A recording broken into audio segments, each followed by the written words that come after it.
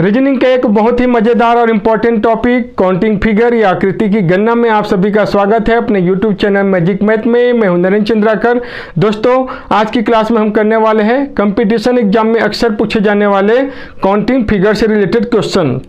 आज हम देखेंगे कि कैसे बहुत आसानी से किसी भी दिए गए फिगर में कितने ट्रायंगल है या कितने स्क्वायर है, ये बहुत आसानी से बता पाएंगे। दोस्तों, अक्सर ये देखा जाता है स्टूडेंट बहुत प्रैक्टिस करने के बाद भी कंपटीशन में गलत आंसर करके आ जाते हैं। इसका कारण ये है, बहुत सारे स्टूडेंट सिर्फ डायग्राम को रट लेते हैं कि इस डायग्राम में इतने शेप होंगे, या कुछ सिलेक्टेड डायग्राम को ही सॉल्व कर पाते हैं। दोस्तों, यदि आप डायग्राम को बेसिक से कर लेंगे, उसके बाद जैसा भी कॉम्प्लेक्स फिगर आपको दे सबका सॉल्यूशन आप कर पाएंगे। तो चलिए स्टार्ट करते हैं। दोस्तों, आज हम करेंगे ट्रायंगल की गणना। दिए गए आकृति में कितने ट्रायंगल होंगे, तो सबसे पहले हम ट्रायंगल के अंदर ट्रायंगल ये टाइप से हम देखेंगे। दोस्तों, ट्रायंगल क्या होता है? इस तरीके से जो शेप होते हैं जिसमें तीन कोण होता है, या बोल सकते हैं ये जो तीन भुजाएं हैं, तो ये शेप जो है त्रिभुज होता है। अब यदि इसमें मैं एक लंबवत रेखा खींच दूं तो ये त्रिभुज दो भाग में बट गया। तो क्या इसमें दो त्रिभुज है? दोस्तों, एक और दो, साथ में ये बड़ा त्रिभुज, तो टोटल इसमें तीन त्रिभुज हैं। यदि इसी त्रिभुज में मैं दो लाइन खींच दूं तो कितना त्रिभुज हो जाएगा? एक, दो, तीन, साथ में ये इसके साथ चार, ये इसके साथ पांच, ये इसके साथ छह, ये टोटल छह त्रिभुज हो जाएगा। ठीक है दोस्तों, तो क्या इस तरीके से हम काउंट करते रहेंगे? दोस्तों, इसका कुछ तरीका भी तो होगा ना। ये छोटा है तो आप बहुत कम समय में सॉल्व कर पाएंगे, लेकिन कंपटीशन एग्जाम में आपको इस तरीके से नहीं। ये बेसिक है ना। कितना भी बड़ा डायग्राम आपको दिया रहेगा, करना क्या है, एक प्लस दो प्लस तीन, तीनों को ऐड कर देना है छः। ठीक है दोस्तों, मान लीजिए इसमें चार लंबवत रेखा है, तो एक, दो, तीन, चार, फिर चारों को ऐड कर देंगे, चार तीन सात, दो नौ, एक 10, तो इसमें टोटल 10 त्रिभुज होगा। ठीक है, लेकिन आगे हम देखेंगे इसको ऐड करते नहीं रहना है। यदि बड़ा इसमें फिगर दे दिया, 7 8 तक दे दिया, तो सबको ऐड करते रहेंगे? नहीं, क्या करना है, जो नंबर आया है, जैसे यह 4 है तो इसके आगे वाले संख्या से गुना करके उसका आधा कर देंगे। 5 24, 20 का आधा 10। क्या काम करना है, जितना भी नंबर आया है, 3 आए हैं, 3 के बाद 4 आता है, तो 3 4 12, आधा 6। जैसे मान लीजिए यहाँ 7 आ जाएगा, 7 तो आगे वाला संख्या से गुना, मतलब 8, 8 7 56, और 56 का आधा 28। तो ये काम करना है दोस्तों, एक एक करके इस तरीके से ऐड नहीं करना है। ठीक है, ये तो हुआ जब हम लंबवत रेखा खींचेंगे। यदि इसी में हम क्षैतिज रेखा खींचें तब क्या होगा, इसको भी देख लेते हैं। यदि किसी त्रिभुज में हम क्षैतिज रेखा खींचे तो कितना त्रिभुज बन गया? एक त्रिभुज ये और एक बड़ा त्रिभुज। ये त्रिभुज नहीं है दोस्तों, ये त्रिभुज नहीं है ना, इस पे ध्यान देंगे। त्रिभुज इस शेप में होगा, तो ये एक हो गया और ये दो हो गया, तो दो त्रिभुज बना। यदि इसी में मैं एक लाइन और खींच दूं तो कितना हो गया? अब ये एक त्रिभुज, इससे बड़ा वाला दो और इससे बड़ा 3 त्रिभुज। तो इसका मतलब क्या है, जितना मैं क्षैतिज रेखा खींच रहा हूं उतना ही त्रिभुज बन रहा है। तो जितना भी आपको क्षैतिज रेखा दिखाई देगा किसी त्रिभुज में, तो उतना ही उसका त्रिभुज बनेगा। ठीक है दोस्तों, यदि 4 क्षैतिज रेखा है तो इसमें टोटल 4 त्रिभुज होगा। ठीक है, इसमें काउंट करते नहीं रहना है ना, ये सब आपको सीखना है। अब देख लेते हैं, यदि क्षैतिज और लंबवत दोनों एक साथ हो। मैं एक डायग्राम ले लेता हूं, इसमें एक दो लंबवत लाइन है और एक क्षैतिज लाइन है। अब क्या करें, काम वही करना है, 1 2 3। दोस्तों, मैं इसको नहीं गिन रहा हूं ना, इस आधार के साथ जो त्रिभुज बन रहा है इस बिंदु पर, इस आधार के साथ जो त्रिभुज बन रहा है, जैसे ये 1 हो गया, ये 2 हो गया, इसलिए मैं ये लिखा हूं। तो 1 + 2 + 3 कितना हो गया? 6। ऐसे यहाँ भी आधार है, आधार जहाँ तक है वहाँ तक का त्रिभुज बनेगा, 1 2 3, तो यहाँ भी 6, तो 6 + 6 टोटल 12 त्रिभुज बनेगा। ठीक है दोस्तों, अब यदि इसी को मैं और बड़ा कर दूं, 1 2 3 1 2 और बड़ा कर दिया, तब क्या करेंगे, काम वही करना है, 1 2 3 4। तो कितना त्रिभुज बनेगा? 4 के आगे संख्या है 5, 4 पंचे 20 का आधा 10, तो इसमें 10। दोस्तों अब एक में यदि 10 आ गया तो सभी में 10 आएगा, गिनने की जरूरत नहीं है ना। यदि ये रेखा पूरा गया है यहाँ तक पूरा गया है तो आगे गिनने की जरूरत नहीं है। 10 कितना क्षैतिज रेखा है? 3, तो इसमें 30 त्रिभुज बनेगा जी। यदि यहाँ बहुत सारा रेखा हो गया तो मैं गिनते थोड़ी रहूंगा, ये 10 ये 10 ये 10 गिनना नहीं है। कितने रेखा बना है? 1 2 3 4 5, तो 5 से गुना 50, इस तरीके से हो जाएगा। ठीक है दोस्तों, तो ये हुआ हम जब एक बेसिक डायग्राम, एक बेसिक फिगर इससे स्टार्ट किए और साथ में एक क्षैतिज रेखा से स्टार्ट किए, तो डायग्राम जो त्रिभुज बनेगा उसका गणना कैसे करना है। अब इसमें देख लेते हैं, यदि इस तरीके से शेप दिया हो, यदि इस तरीके से शेप दिया हो तो कैसे हम काउंट करेंगे। अब कैसे काउंट करेंगे, ये अलग हो गया। ठीक है दोस्तों, ये क्षैतिज रेखा नहीं हुआ ना, ये इस तरीके से हो गया, क्षैतिज रेखा नहीं हुआ, ये इस तरीके से लाइन नहीं बना। तो क्या करना है, काम वही करना है दोस्तों। ये 1 ये 2, तो इस बेस पे, इस बेस के कारण कितना बना? 3 त्रिभुज बना। यहाँ भी बेस है 1 2, तो इस बेस के कारण कितना बना? 3 त्रिभुज बना। अब ऐसे इधर भी बेस, इधर भी तो बेस है ना, तो 1 2, तो मतलब यहाँ भी 3 बना, 1 2 यहाँ भी 3 बना, तो टोटल कितना हो गया? 3 जो है 4 बार आ रहा है, तो 12 हो गया। क्या 12 त्रिभुज बनेगा? नहीं दोस्तों, इसमें सभी त्रिभुज की गणना 2 बार हो गई है, सभी की गणना 2 बार हो गई है। तो जो भी 2 बार गिनना हो, जो बार 2 बार गिनती हुआ है दोबारा आया है उतने से माइनस कर देना है। कितना जो है? 4, चारों जो है दोबारा आया है तो 4 से माइनस कर देंगे, 8 त्रिभुज बनेगा। ठीक है दोस्तों, यदि इसमें सिर्फ एक ही आता, ये दोबारा नहीं होता, 3 जो है दोबारा आता, तो 3 माइनस करते हैं। ठीक है, आगे देख लेते हैं और इसी में और कुछ अलग आकृति देख लेते हैं।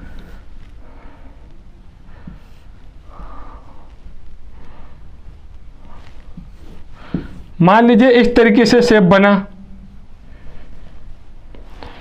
तो इस आधार के लिए कितना त्रिभुज बनेगा? 1 2 3, तो टोटल हो गया 6। 1 2 3 टोटल हो गया 6। अब इस आधार के लिए देखना है, इस आधार के लिए, इस आधार का इस बिंदु के साथ भी तो त्रिभुज बन रहा है ना, ये 1 ये 2, तो टोटल हो गया 3। ऐसे ये 3 और ये 3, यहाँ भी 3 यहाँ भी 3 और यहाँ भी 3, तो सबको ऐड कर देंगे 6 6 12, 3 15 3 18 3 21, तो टोटल क्या 21 त्रिभुज बनेगा। साथ में माइनस भी करना है। कौन कौन सा दोबारा आया है? सभी दोबारा आया है, 1 2 3 4 5 6, 1 2 3 4 5 6 सभी दोबारा आया है, 6 से माइनस, तो 15 त्रिभुज बनेगा। ठीक है दोस्तों, अब मान लीजिए यही सममित हो, सममित मतलब यदि इसी में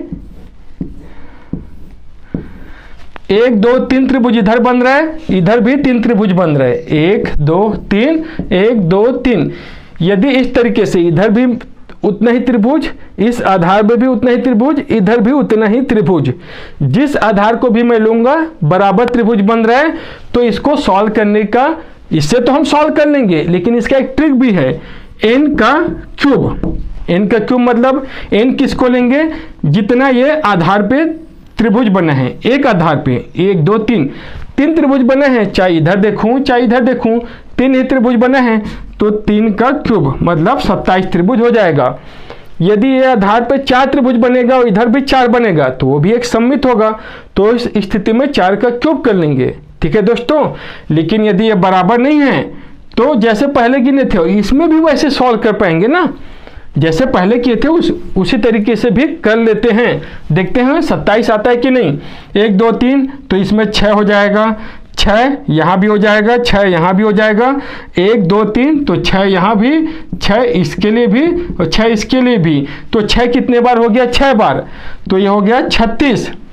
अब साथ में कुछ माइनस भी तो करते हैं, सभी जो है 2 बार गिनती में आया है, कितना? 9 जो है दोबारा गिनती में आया है, तो कितना हो गया? 27 ही तो आया जी। तो यदि अपने को सममित त्रिभुज दिख रहा है, सममित आकृति दिख रहा है, तो सीधा क्यूब वाला कर लेंगे। ठीक है दोस्तों, चलिए और कुछ फिगर देख लेते हैं। अब इसी में देख लेते हैं, यदि ये त्रिभुज है, इसके अंदर और त्रिभुज हो, इसके अंदर और त्रिभुज हो। अब ये क्या अलग हुआ दोस्तों, ध्यान देना है, त्रिभुज के अंदर जो त्रिभुज बना है वो भुजाओं को स्पर्श करे। ये तीनों कोण जो है उसके भुजाओं को स्पर्श करे। मान लीजिए इसके अंदर और त्रिभुज है, भुजाओं को स्पर्श करते हुए एक और त्रिभुज है।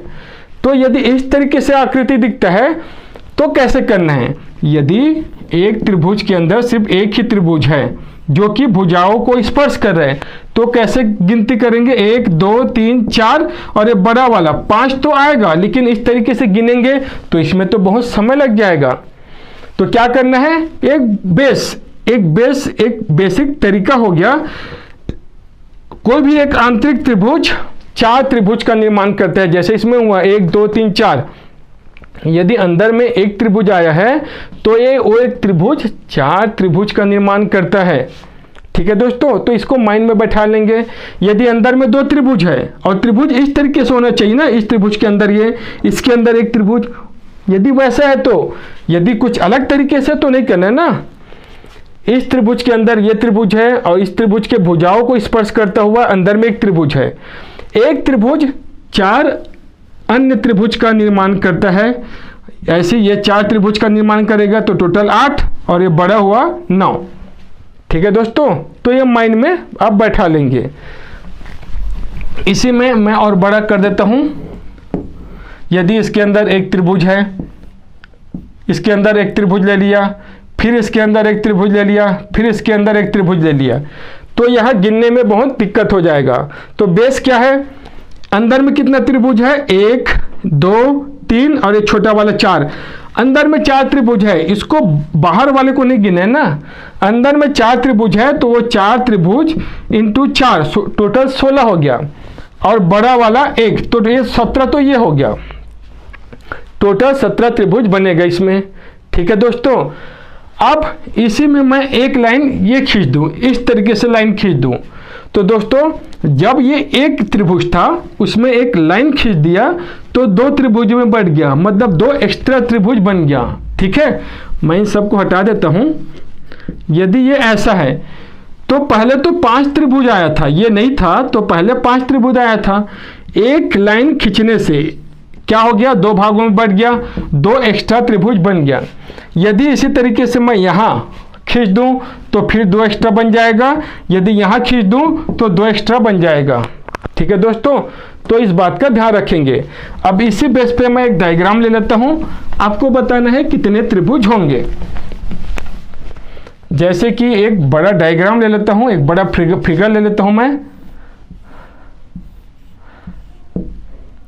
अब देखो, ये देखने से तो कॉम्प्लेक्स लगेगा, ये देखने से तो कॉम्प्लेक्स लग रहा है लेकिन है नहीं। आपको बेसिक पता है तो ये सब आसान है। ठीक है, सबसे पहले तो अंदर कितना त्रिभुज है, 1 ये 2 ये 3, अंदर 3 त्रिभुज है तो 4 या 12 त्रिभुज ये हो गया, बड़ा वाला 1 13 त्रिभुज हो गया। ठीक है दोस्तों, अब देखो ये जो है 2 भागों में बढ़ गया, 2 एक्स्ट्रा यहाँ, 2 एक्स्ट्रा यहाँ, तो 6 ये हो गया। ऐसे यहाँ अंदर में भी ये जो है इस त्रिभुज पे भी लंबवत रेखा है 2 ये, तो 2 यहाँ 2 यहाँ 2 यहाँ, तो 6 एक्स्ट्रा और हो गया। तो 6 6 12 13, 6 6 12 13 और ये 12 25 त्रिभुज बनेगा इसमें। ठीक है, तो इस बात का ध्यान देंगे। चलिए और कुछ त्रिभुज ले लेते हैं। जैसे कि कुछ और ये फिगर है, यदि इस तरीके से आपको फिगर दिखता है दोस्तों, इससे पहले किए थे जब त्रिभुज के अंदर एक त्रिभुज हो जो कि भुजाओं को स्पर्श कर रहा हो, यहाँ 2-3 त्रिभुज है ना, तो उस तरीके से नहीं है, ये आपको ध्यान रखना है। तो यहाँ क्या है, देखो इस आधार को देखेंगे तो 1 2 3 त्रिभुज बन रहे हैं, ऐसे इस आधार को देखेंगे तो 1 2 3 त्रिभुज बन रहे हैं, या इधर से भी देखेंगे तो 3 ही बन रहे हैं। तो ये एक सममित आकृति है। ठीक है दोस्तों, तो यदि इस तरीके से आता है तो आपको क्या काम करना है, एक फार्मूला लगाना है। यदि n सम है, और ये मैजिक मैथ का यूनिक फार्मूला या यूनिक ट्रिक है। ये आपको कोई बताता नहीं है ना, आप सर्च कर लीजिएगा और फिर ट्राई कीजिएगा। टोटल त्रिभुज कैसे मिलेगा, n प्लस 2 2n प्लस 1। ये आपको देखने से थोड़ा बड़ा लग रहा होगा, लेकिन जब आप प्रैक्टिस करेंगे माइंड में हो जाएगा ना, ठीक है, नहीं भूलेंगे। और यदि n क्या है, ऑड हो या विषम हो, n विषम हो, तब क्या करेंगे, ये बस यहाँ एक माइनस कर देना है। ठीक है दोस्तों, पूरा यही रहेगा n plus 2 2n plus 1 divided by 8। यहाँ एक्स्ट्रा एक कम करना है, 1 माइनस। ठीक है, तो इस फार्मूले से निकालना है। अब ये अप्लाई करना बहुत आसान है। जैसे यहाँ n का वैल्यू 3 है, 3 क्या है, ऑड है, तो यहाँ -1 वाला फार्मूला लगाएंगे।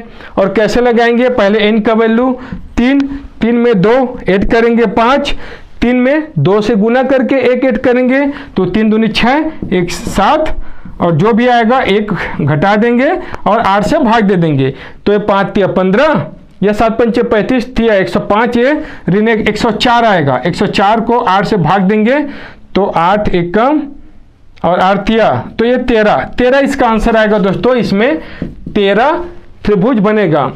n का वैल्यू 4 है, n 4 है, 1 2 3 4, या इधर से भी देखेंगे तो 4, इधर से भी देखेंगे तो 4। तो देखने से ही पता चल जाएगा ये सममित है। ये सममित है तो कैसे फार्मूला लगाएंगे, ये वाला, जब -1 नहीं रहेगा, क्योंकि ये 4 जो है ये सम है ना, तो फार्मूला लगा लेते हैं। आपको देखने की जरूरत नहीं है। n का वैल्यू 4, 4 में 2 ऐड करना है 6, और 4 में 2 से गुना करके ऐड करना है, तो 4 दूनी 8, 1 9। ठीक है, और डिवाइडेड बाई 8, तो 4 दूनी 8, 2 तिया 6, तो ये 27 त्रिभुज मिलेगा इसमें। या n का वैल्यू 5 हो, 5 है मतलब ऑड है, तो -1 वाला। ठीक है, यदि हम ये फार्मूला लगाएंगे तो क्या आएगा, जब n का वैल्यू 5 है, यहाँ n क्या है, 5 है, तो फार्मूला देख लीजिए कितना आसानी से लगा सकते हैं दोस्तों। इससे कम समय में आप सॉल्व नहीं कर पाएंगे ना, इसके लिए मैं एक ऑप्शनल ट्रिक भी बताऊंगा। यदि वो अच्छा लगता है तो उसे अप्लाई कीजिए, वरना ये तो याद होना ही चाहिए। 2 ऐड कर देना है, 2 ऐड करके 2 से गुना करके 1 ऐड करना है, 5 दूनी 10, 1 11, और साथ में 1 घटा देना है, तो ये हो जाएगा 11 7 77, 77 का 5 से गुना, 7 पंचे 35, 385 में 1 384 आएगा जी। 8 से भाग देना है, 8 4 32, 8 4 32, 6 बचा 64, 8 8 64, तो ये इसमें आएगा 64 ट्राइंगल। ठीक है दोस्तों, जितना भी बड़ा नंबर हो, यहाँ तो छोटा है तो इसमें आप सोच रहे हैं टाइम लगेगा। इसके अलावा दोस्तों जितना भी आपको ट्रिक मिलेगा या आप पढ़े होंगे, इससे कम समय में सॉल्व नहीं कर पाएंगे ना। ये यूनिक ट्रिक है।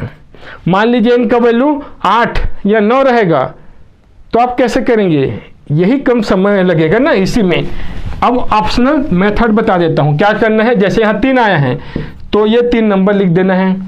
पहला वाला 1, इसको इसके साथ प्लस करना है, जो आएगा 3, फिर इसको इसके साथ प्लस करना है, 3 3 6, तीनों को जोड़ देना है, तो ये 10 हो गया। 3 1 4 6 10। अब क्या करना है, ये जो नंबर है, पहले जो नंबर रहेगा उसको छोड़ देना है, दूसरे वाले को लेना है, किस में लेना है, इसके साथ, और तीसरों को छोड़ देना है। इसके बाद जो रहेगा फिर से उसको लेना है, तो यहाँ सिर्फ तो 3 को ही लेना है, तो 13 आ गया, जो कि फार्मूले से भी आया था। इसमें देख लेते हैं, इसमें 4 तक लिखना है आपको, 1 2 3 4। पहला 1, इसको ऐड करेंगे तो ये 3 हो गया, 3 को 3 के साथ ऐड करेंगे तो 6 हो गया, 6 को 4 के साथ ऐड करेंगे तो 10 हो गया। सबको जोड़ देना है, 10 6 16, 3 19 1 20, 20 आ गया दोस्तों। साथ में इसको छोड़ना है, इसको लेना है, इसको छोड़ना है, इसको लेना है, तो 6 7 और लेना है, 7 और लेना है, तो हो गया 27, जो कि इससे आया था। इसको भी ट्राई कर लीजिए, तो देख लीजिए यदि ये 8 या 9 रहेगा, 8 या 9 तक रहेगा तब कितना समय लगेगा। इसलिए ये ट्रिक जो है, ये फार्मूला जो है, वो आपको पता होना ही चाहिए दोस्तों। मान लीजिए इनका वैल्यू 6 है, तो 6 के लिए कैसे, कौन सा फार्मूला, जब -1 ना हो, 6, 2 ऐड कर देंगे 8 और 2 से गुना करके 1 ऐड कर देंगे 6 दूनी 12, 1 13। ठीक है दोस्तों, 8 से भाग तो 13 छक्का 78। ये आंसर होगा जब यहाँ 6 ट्राइंगल होगा। तो आज के लिए बस इतना ही। उम्मीद करता हूँ ये बेसिक फिगर आपको बहुत अच्छे से समझ में आया होगा। यदि वीडियो अच्छा लगा होगा तो प्लीज़ लाइक सब्सक्राइब जरूर करें, साथ में बेल आइकन को प्रेस करना ना भूलें। Thank you.